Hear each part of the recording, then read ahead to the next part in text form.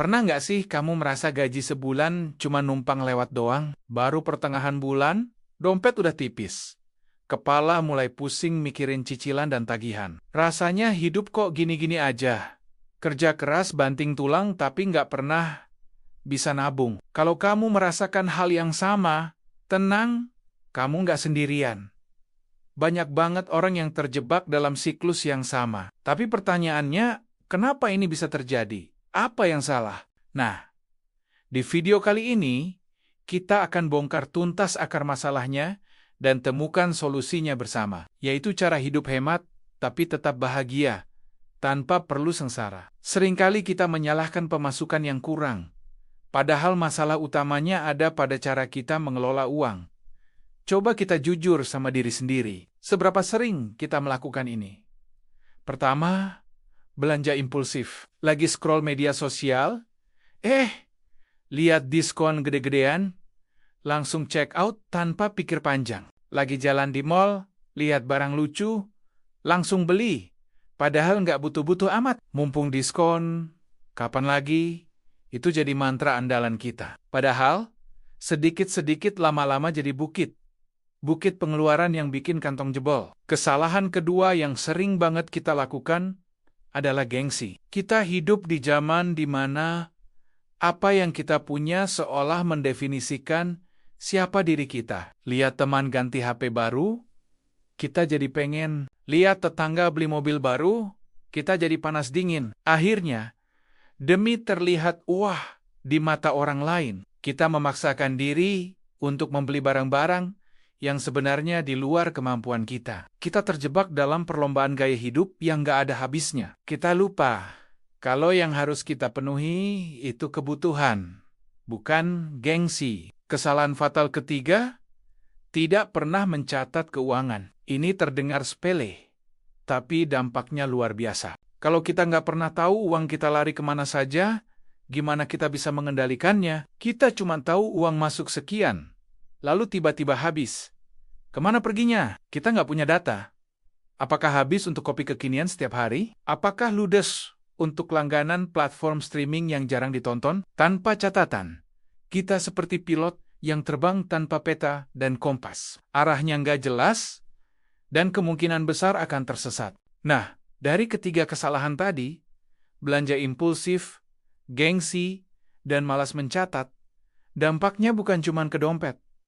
Loh, tapi juga ke mental kita. Coba bayangkan, ketika tagihan datang dan kita nggak punya cukup uang untuk bayar, apa yang kita rasakan? Stres, cemas, panik, kualitas tidur jadi terganggu, hubungan dengan pasangan atau keluarga jadi renggang karena masalah uang. Kita jadi gampang marah, sensitif, dan nggak fokus saat bekerja. Produktivitas menurun, dan akhirnya bisa berdampak pada karier kita.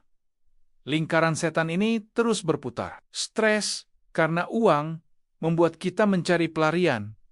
Pelariannya apa? Seringkali, ya belanja lagi. Self-reward, katanya. Kita merasa berhak menghibur diri setelah kerja keras. Padahal, itu hanya akan menambah masalah baru. Utang mulai menumpuk, dari kartu kredit, pinjaman online, sampai mungkin pinjam ke teman atau keluarga. Kita gali lubang untuk tutup lubang. Hidup jadi nggak tenang, selalu dihantui rasa was-was. Kita kehilangan kebebasan finansial kita. Kita bukan lagi jadi tuan atas uang kita, tapi kita jadi budak dari utang dan gaya hidup kita sendiri. Impian untuk punya rumah, dana pendidikan anak, atau pensiun dengan nyaman, rasanya jadi makin jauh dari jangkauan. Melihat semua dampak negatif tadi, pasti kita jadi mikir, terus, aku harus gimana? Apa aku harus hidup super sengsara, makan cuma pakai nasi dan garam, dan gak boleh senong-senong sama sekali? Tentu tidak. Kunci dari hidup hemat yang berkelanjutan itu bukan soal penderitaan, tapi soal kesadaran dan strategi. Ini adalah solusi praktis yang bisa kamu mulai terapkan hari ini juga, tanpa perlu susah payah. Solusi pertama, mari kita lawan godaan belanja impulsif. Caranya, terapkan aturan 24 jam. Setiap kali kamu ingin membeli sesuatu yang tidak ada dalam daftar belanjaanmu, tahan dulu selama 24 jam. Kasih waktu untuk dirimu berpikir, apakah aku benar-benar butuh barang ini? Atau ini cuma keinginan sesaat? Seringkali, setelah 24 jam berlalu, hasrat untuk membeli itu sudah hilang. Selain itu, coba deh unsubscribe, email promosi, dan unfollow akun-akun yang sering bikin kamu keracunan belanja. Kurangi paparanmu terhadap godaan, maka akan lebih mudah untuk menahannya. Solusi kedua,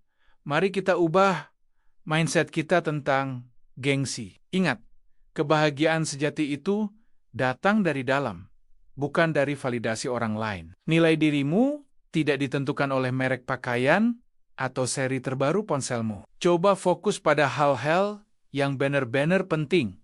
Kesehatan, hubungan baik dengan orang terkasih, dan pengembangan diri. Daripada menghabiskan uang untuk barang-barang mahal, demi pamer, lebih baik investasikan uang itu untuk pengalaman, seperti liburan sederhana bersama keluarga, atau untuk belajar skill baru. Kebahagiaan dari pengalaman itu jauh lebih tahan lama daripada kebahagiaan sesaat dari membeli barang. Dan inilah solusi yang paling fundamental. Mulailah mencatat keuanganmu. Sekarang zamannya sudah canggih. Banyak sekali aplikasi pencatat keuangan di ponsel yang gratis dan mudah digunakan. Luangkan waktu 5 menit setiap malam untuk mencatat semua pengeluaranmu hari itu. Sekecil apapun, awalnya mungkin terasa merepotkan. Tapi percayalah, setelah seminggu atau sebulan, kamu akan kaget melihat datanya. Kamu akan tahu persis pos pengeluaran mana yang paling besar. Oh, ternyata pengeluaranku untuk ojek online sebulan bisa buat bayar cicilan. Dari data inilah, kamu bisa mulai membuat anggaran yang realistis. Setelah punya data, buatlah anggaran bulanan dengan metode yang paling kamu suka. Bisa pakai metode 50, 30, per 20, di mana 50% pendapatan untuk kebutuhan, 30% untuk keinginan, dan 20% untuk tabungan dan investasi, atau metode amplop, di mana kamu membagi uang tunai ke dalam ampli-pampluk sesuai pos pengeluaran. Kuncinya adalah disiplin pada anggaran yang sudah kamu buat. Anggap ini sebagai permainan untuk menaklukkan targetmu sendiri. Mengelola keuangan itu bukan sprint, tapi maraton. Akan ada saatnya kita khilaf. Akan ada saatnya kita melanggar anggaran. Tidak apa-apa. Jangan menghukum diri sendiri. Yang terpenting adalah segera kembali ke jalur yang benar. Proses ini adalah tentang membangun kebiasaan baik secara perlahan, mulai dari langkah kecil, rayakan setiap kemajuan, sekecil apapun. Ingat, tujuan kita adalah mencapai kebebasan finansial, di mana kita bisa hidup dengan tenang, aman, dan bahagia, tanpa harus terus-menerus khawatir soal uang.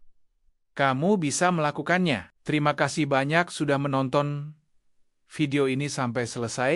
Semoga apa yang kita bahas hari ini bisa memberikan pencerahan dan motivasi buat kamu untuk mulai mengelola keuangan dengan lebih baik. Kalau kamu suka dengan konten seperti ini, jangan lupa untuk klik tombol like, tinggalkan komentar di bawah tentang pengalamanmu mengelola keuangan. Dan yang paling penting, subscribe channel ini dan nyalakan loncengnya supaya kamu nggak ketinggalan video-video bermanfaat lainnya. Sampai jumpa di video berikutnya.